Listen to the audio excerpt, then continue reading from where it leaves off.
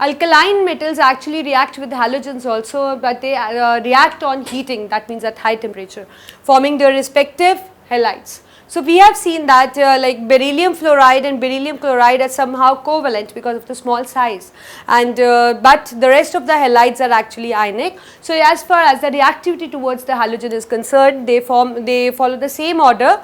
That means this thing reactivity goes on increasing down the group as the ionization energy is decreasing and the size is somehow increasing. So this is what is the reaction with halogens. So here we have almost finished with the basic chemical properties. Now we are we'll be studying actually the detailed properties, that is the compounds actually, oxides, hydroxides, halides, and how and their solubility also in water, or they are thermally stable or not. But otherwise, if you talk about the general properties, we have finished with the general chemical properties. So look at the board, because you often get question like that based on the halide stability or the nature of the halides or how it exists in nature. These are the basic ones which I have discussed till now.